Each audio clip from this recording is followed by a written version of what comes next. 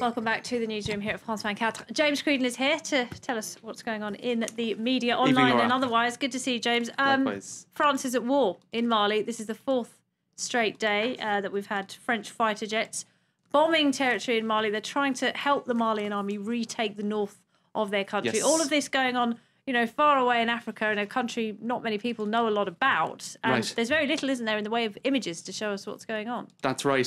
Very little in the way of images because my computer isn't working either. But I'll give you a sense of what the French media is saying about this.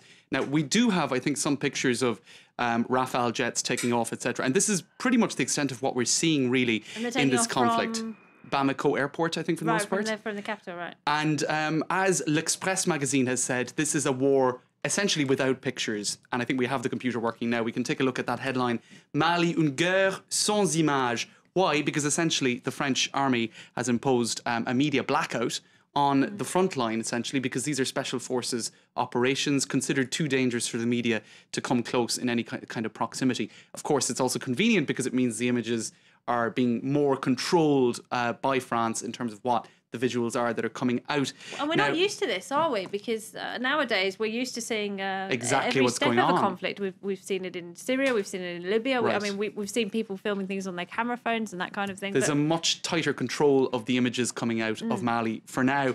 And indeed, TF1 and France Télévisions, the two major television networks in France, each have 3 teams in Bamako, the Malian capital, and they're all stuck in Bamako. They want to be able to go off and film what's going on, but for now, media blackout. And now, we are the only channel, actually, that has a journalist, Mathieu Mabat, in the north of the country. He's in Savary. So that'll tell you how it's pretty unusual. So it's up to you, Mathieu. Right. Now, some reactions. Catherine Nile, I think she's the head of news at TF1, she says, look, it's better to have embedded journalists embedded with the troops than no footage at all. So that's what they're hoping for in the days ahead. Over at France Télévisions, they said, look, you know, there is really, this situation can't last too long where there is a media blackout.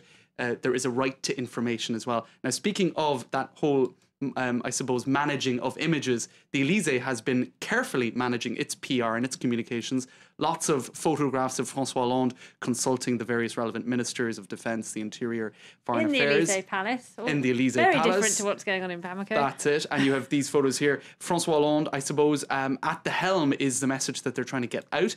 And this one in particular, I think, really shows that message. You have François Hollande, the only one in this image, in this picture, with his hand raised. Everyone else taking note, I suppose, of the decisions that he's making. Some pointing out similarities with this photo taken by the White House official photographer. Quite the same level of tension, is there? No, but I suppose certainly an effort to put a certain message out there. Tracking down Bin Laden, of That's course, right, May 2011. Now, just to finish that whole issue, for some, Daniel Schneiderman, who's a media analyst here in France, he says, look, the war took off pretty quickly. So did, from his point of view, the supersonic takeoff of propaganda.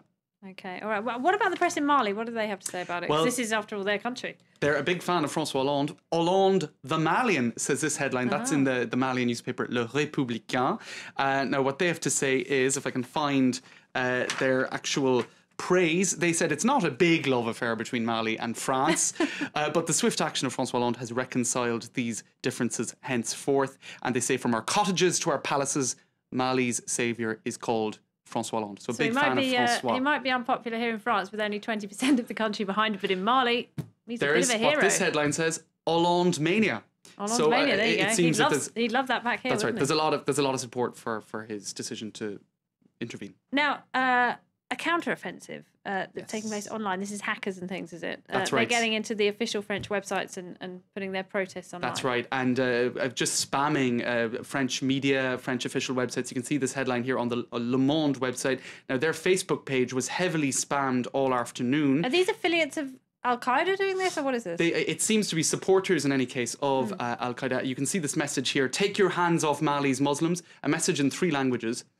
French, English and Arabic, and it's actually also on France 24's website, which is perhaps appropriate for given the 3 languages in question. They spammed our website? They have, yes, as well.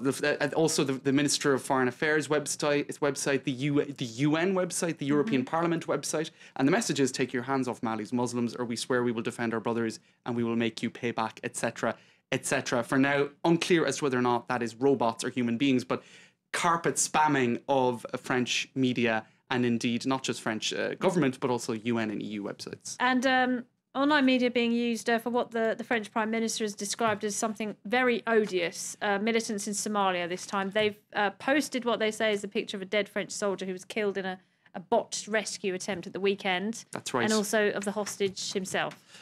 Now, if there's a lack of images coming out of Mali, it's the exact opposite, really, for Somalia, because what you have here, I don't know of any other situation where this has happened, but the body of this soldier, his photos are circulating on Twitter. Now, Twitter, which is was swift to take down. Has taken them down? Swift to take down neo-Nazi tweets in Germany, but leaving these images of a dead soldier online. I think it certainly shows where it's difficult to draw that line for a social media like Twitter as to what should be left up on their social network or not. These are not the most gruesome imaginable images, but pretty bad. And the French media are having difficulty figuring out how to manage this. You can see here the Huffington Post talking about this issue. And if you go down through their article, take a look at this paragraph. The Huffington Post has decided not to publish this image. The photo, however, it may shock some, and you can find it here. And they've given a link to the image. I'm not going to show it, but it's on Twitter, and with messages such as François Hollande, were you expecting this, or something like that. So it's sort of, a direct. They're directly addressing François Hollande with those pictures. All right, James Creedon, thank you very much indeed. Thanks, Laura. That's it for Media Watch. Now, blowing up other planets is not part of US foreign policy. The White House had to come out with an extraordinary response to an online petition calling on the US government to create a Death Star. Yes, the one out of Star Wars, you know the one. We've got more on that and other stories in today's web news.